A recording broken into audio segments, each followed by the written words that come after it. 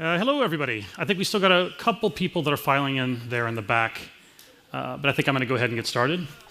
So my name is Gerrit Scherset, and I am a tech strategist for Apogee, based here in Stockholm, but working across all of EMEA. And today, what I'm going to be doing, hopefully, is telling you a little bit about microservices and where that meets service mesh and kind of what that means. I'm going to tell you a little bit about the value of API management. And hopefully then we're going to see where these kind of ideas intersect. So where API management meets how we think of microservices and how that microservices levels with APIs can be realized with something like Mesh. And then when I'm done with all that, I'm going to bring up a customer of Apogee who's going to tell you a little bit about what they've been doing. So for Apogee, APIs are, as it says here, at the heart of any digital transformation. And what that really means is that for us, APIs should and do form kind of the digital nervous system that connects everything that you might see here in terms of these back-end resources that you might want to use, in any way that you want to apply those in the form of an application. So as soon as I have data, or as soon as I have some kind of service, or as soon as I have something that I actually find core to my business, that I want to create a new interface point there on the far left, I need something like an API to make that happen. And if we do this right, that API not only drives how that connectivity works fundamentally, but it also means that you can create more and more of these types of applications faster, quicker, and easier. And you can create an ecosystem around that that can be productized, that can make your business a whole lot of money. That's really the goal. So there's really kind of three legs that this is based upon. So we want to think about an outside-in approach as opposed to an inside-out approach. We want to think about this kind of time to market. So if we succeed in kind of creating this digital nervous system, and we succeed in making it so that you really are thinking about the consumability of these services rather than just simply the exposure of them, then we think that time to market can increase. And if that time to market increases, then we think the iterability increases. And that means that you can succeed very, very quickly and repeat that success. And if you are going to fail, at least you fail quickly. And you can learn from that failure and then move on as quickly as possible, and then move on to the next successes for your organization. And the right vision to kind of make this work is this kind of virtuous cycle of different elements. So something that's very core to how Apogee thinks about the API world is this idea of design-first thinking. And the idea here is that rather than writing a whole bunch of code and adding information to that code so that you can generate a design from it, we think it's important, it really should be a digital design imperative that you create an interface point between the consumer and the producer of these APIs where they meet and they create a design. And in the modern parlance, that becomes something like an open API specification, also known as a Swagger. And then once you have that there, both sides can start building. So you design that first, then you can begin to develop that API. And sometimes that's modifying an existing service in some kind of way to create a new consumability pattern. Sometimes that's adding things like security. And once you've added the security elements, you can properly identify who the consuming audience is and what they're trying to do with it. Create an automated way to deploy these services so that they're easily deployed not only into your API middleware platform, so for us that's API management, but also so it's connected to any deployment process you have for those backend services outright. Publish them so that a developer community can find them. And once they're published and they're in use, and you've kind of committed half the circle, you want to be able to analyze and monitor the success of those. Some of your API initiatives will fail. And some of those API initiatives will be overwhelming successes that you probably weren't expecting. And at the end of all this, if you've done this properly, you've monitored and you've analyzed it, you can monetize it. And when you've monetized it, it's really succeeded in becoming what we like to think of as a product. And at the end of the day, we really think the right mindset for API management is to turn all this suite of services into products in their own right. So we think about the world as a digital value chain. This is something that's been core to the way Apogee has thought about API management since our inception, but notably became a core part of our messaging that transformed how we think of the industry going back 5 or 6 years now. And essentially, we've got a bunch of services of some kind there on the back end, and ultimately some type of consumer that's on the other end, right? And if we're going to follow this outside-in approach, then rather than just thinking about this exposure layer, so rather than thinking about how I can take this one service and in a point-to-point fashion connect it to some other service. What I really should be doing is thinking about how am I going to embrace this community of consumers in a way that's meaningful. And if we do that properly, then what we do is we create ability to kind of get this visibility, the security, onboarding, scale, and agility of all these pieces. And really the key to all this is making that developer or that partner king. So the point of any API initiative that you're building, whether it's on microservices application or an existing monolith or some other kind of legacy application, is you want to create these services so that they're so consumable that that developer that's consuming those APIs that some kind of API team has created can use them and find them and subscribe to them without having to think too much about it. So we want to uniquely enable that developer so they're extremely powerful and can very quickly create an application that grows this consumer base. And as that consumer base grows, the API utilization will grow, and that feeds back into that system of information via analytics and visibility. So you can see which of your API initiatives are working. And if you're lucky and you've really turned these into API products, those become products in their own right, and you've got some kind of product owner that's keeping track of the life cycle of that product and making money in earnest based off that investment. Okay, so where does all this meet microservices? And so I'm going to transfer kind of this traditional way we think of API management and try to move now a little bit toward microservices, and I'm going to try to make this connection a little firmer here in just a moment. So what does microservices mean? So I think for a lot of us, we think that microservices means containers. And that's not true. So a microservice is really a type of pattern for developing your applications. It's just a different way to think about your architecture. And principally, it should mean things that it's like idempotent, right? So I've got this application and I'm going to deploy it. And if I deploy the same application over and over and over again, I always get the same result. And that's core to a containerized platform, right? Because if I've created an application, then my container can scale that up and scale it back down for me, and my service will, liveness will continue to feel the same way. So it's not that they're not very closely related, and it's not that we don't want to build our microservices in a containerized fashion, but strictly speaking, you could build a microservices layer on something like PHP and Apache and MySQL sitting behind it. I wouldn't do that, but you certainly could. There's no reason not to do that in principle. And so a common pattern is we've got something like a monolith, and what we want to do is decompose that monolith. So we want to start chipping away at it. So we shard that up into smaller and smaller pieces, and we deploy those pieces as microservices. And maybe in some future world, if those microservices get voluminous enough, right, so we have enough of them, we'll put them into some sort of container management system, a mesh, if you will, and use that to handle it. But that's only one way. Another way to do this is, and we see this all the time with our existing customers, is we'll have some sort of monolith application, and while there is an ambition to move in a microservices direction, maybe eventually in a containerized direction, they're just not ready to do that yet. Meanwhile, they want to kind of train a growing community of developers to create these consumer applications. And again, these consumer applications could be for internal use inside the organization. And so what they'll do is they'll kind of wrap that monolith inside its own suite of APIs and provide that productized ability for them to get oversight of where they are so they can start using them.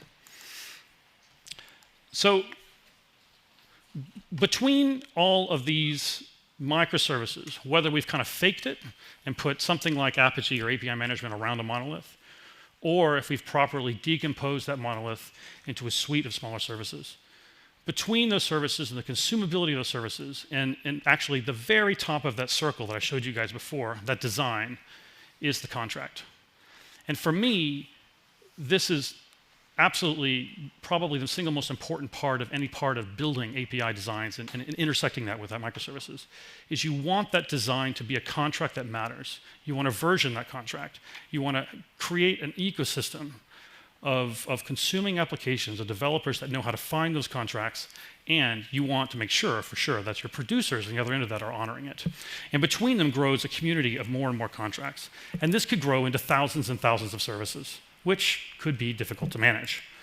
So in addressing that, and especially in a world where we have properly not just mapped, or wrapped these monolithic services with an API, but we've in earnest created a proper mesh, we might want a way to manage that, right? So the goals really of a service mesh here are to kind of connect that so we know how to route between these services. We want to secure them, and that could be anything from mutual TLS between services. For any of you guys that have seen stuff today on Istio and Anthos, you've probably learned a little bit about that kind of security layer that you get inside that mesh for free if you're using something like that. We also want to apply control, right? So I want to make sure I control the access between these individual elements. And finally, I want to observe it. So I want to be able to pull data off of that mesh so I can see how it's being used, where the utilization is happening, and that can drive how I drive that future growth. But that's just the mesh. That's just kind of those container pieces themselves, how I get access to them, how I enter where that mesh is, if you will, as a consuming application. So imagine I've got this set up for a bunch of shared APIs. So here in the middle, I've got the Apigee API platform. It consists of some different pieces. So at the very top, I've got the Apigee API gateway. That's what does the real work in terms of Apigee Edge. So some kind of consuming application, shown here on the left with Assistant, IoT, or mobile, et cetera, it makes some kind of HTTP request to the Apigee API platform. That API platform then does something. It does some work by using policies. That could be in terms of blocking requests. So if there's too much traffic that's coming in, I might be able to block it, kind of strictly speaking, as a spike arrest, put an end to that kind of traffic so I don't get a denial of service. I might enforce some kind of quota. So if I've productized these, then I might have different types of consumers. So I could have a bronze consumer versus a silver consumer versus a gold consumer, and my gold consumers are allowed far more throughput at that top level than, say, my bronze level consumers. And I'm not even doing some transformation. So you'll see here the legacy one app there on the top is a SOAP application. So SOAP is something that's been around forever. All the banking customers virtually that I still deal with on a day-to-day basis, they're all using SOAP. But the consuming world doesn't really want to use SOAP anymore. This is a world that would really rather think of the world in terms of different types of more modernized payloads. That could be something like JSON and RESTful payloads, RESTful patterns with something like JSON payloads, or even things like gRPC, GraphQL, and so on. We also might have some other monolith setup that actually has proper RESTful services. But again, these are all going through that API platform. Below that, I've got something like Developer Portal and these other components that you've seen before. That Developer Portal is what allows that audience of RESTful consumers in the far left to find those services. So we've used that to kind of create that layer. This is what Apigee looks like today for a traditional customer. Now, why would I want to use API management kind of after as a segue kind of into the services world? Well, I want to use it because I want to allow those consuming audiences to discover those APIs.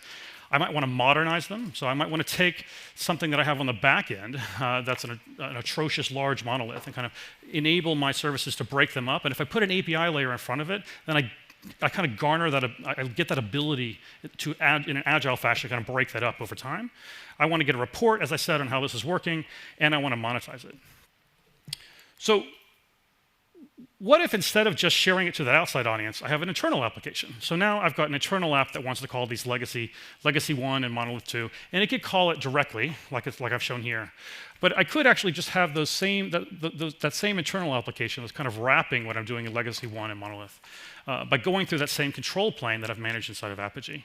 And if I do that, I've created the same consumability pattern for my external audiences as I have for my internal audiences. And that internal app might also, incidentally, want to start wrapping a bunch of internal services. So it, just like it was calling Legacy 1 and Monolith 2, starts calling Service 1, 2, and 3, and that can grow into a spaghetti mass of tons and tons of services that could become a bit overwhelming. But over time, I might reach a point where I containerize these properly, I put something like Kubernetes on it, could be something like Anthos that you're running as well. And I want to link that back in. So now, rather than having that internal application call those services that are inside a mesh via going Apigee, I want that gateway power embedded in the mesh itself. And that's something that Apigee can do now. So actually, this is something Apigee's been able to do for quite a while, but now we're beginning to get more and more customers doing it. So we can duplicate the power of that gateway that we put inside of Apigee Edge that allows us to embrace a huge consuming audience of unknown subscribers. And we can replicate that at the mesh layer, but still have the same control plane for all of it. And the reason you do that, and the reason you want to do this, is because it enables you to kind of control everything in the same way. So underneath everything, we want some kind of fundament that's going to where our containerization is going to be, where our core services are. Atop that, we want some sort of services management and those could be, microservices, those could be virtual services, those could be legacy monolithic services that are built atop this fundament. And then we want API management that can feed both pieces. So I want to be able to use the same control plane, the same productized thought space that I'm using for any type of externalized traditional access for my legacy applications to enable that suite of growing microservices to find, subscribe, and consume those APIs just like I do everything else. And if I do that, that means I've taken this productization factor and kind of expanded it into a whole new area. So I'm not only thinking of these products as things that are tied to a business need outside of my company, they're directly tied to the core of my business internally as well. And with that, I'm going to call up Tome Pistonen, who's going to tell you a little bit about where OP is on this journey and how they're getting along.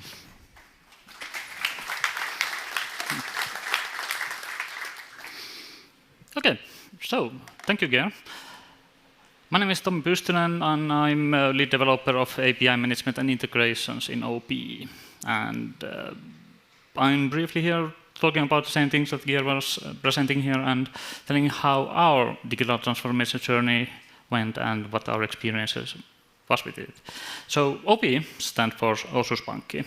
So it translates to cooperative bank, and it's Finnish financial group, biggest one, and its core businesses are providing private and corporate banking services and insurance services. But also, we are more than bank. We are also providing services related to wealth, health, mobility, housing, and living.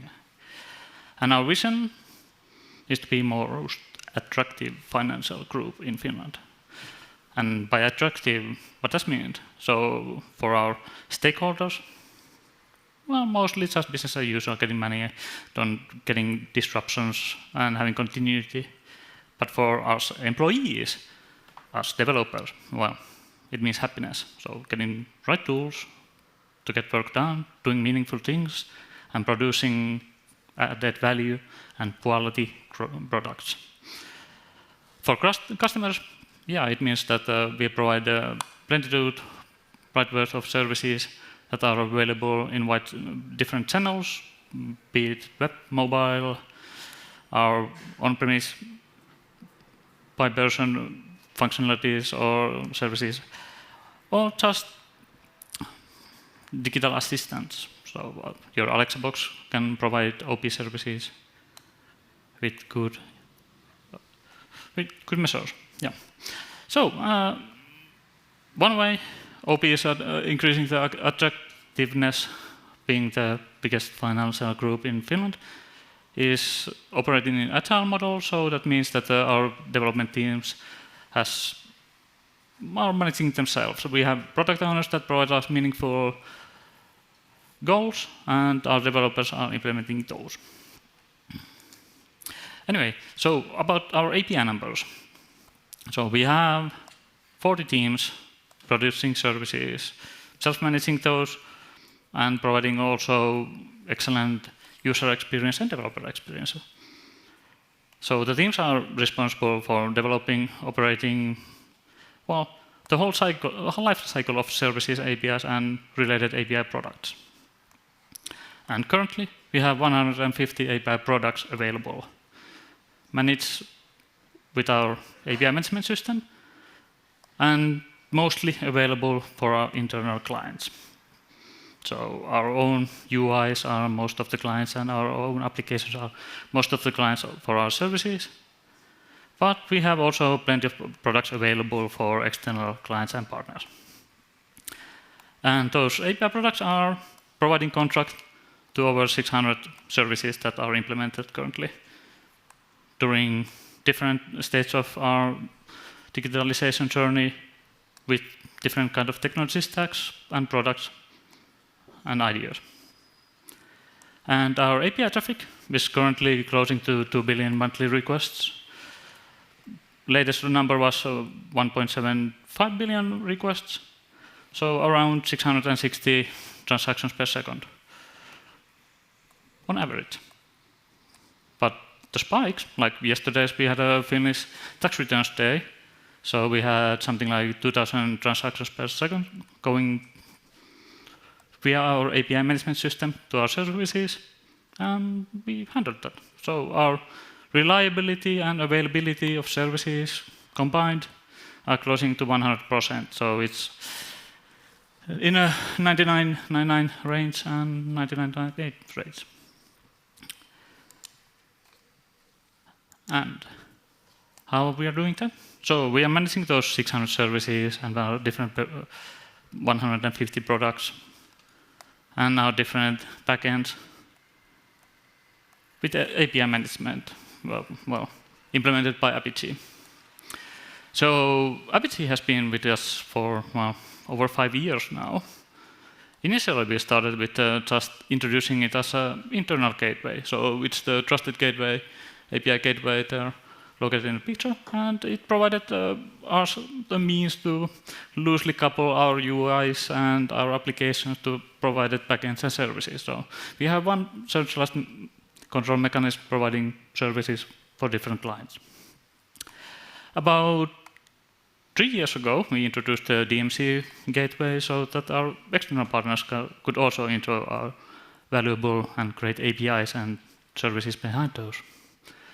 And during this year, we introduced also a third API gateway to our cloud, our external cloud installation. So we are extending from our on-premise systems to external cloud, and we are taking our API management system with us. Yeah.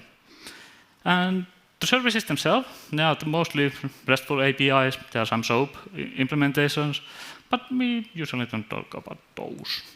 And we have multiple of different backends, like I mentioned, running few generations of different architecture and software stacks. So we have monoliths, and we have legacies, and we have products implemented as part of our service offerings, and we have microservices and actual containerized services and serverless services running on cloud-native environments. And from the past 2 years, we have been collectively reducing our technology debt related on those legacy and monolith and other backends and moving things to the cloud, like most of the guys, I would assume.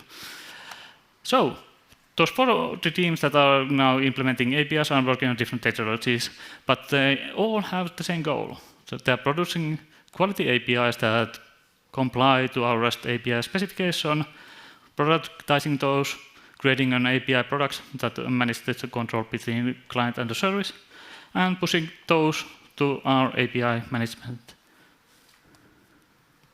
And as a result, our services are available in the nearest gateway for different clients. And for the client point of view, they get the best possible experience.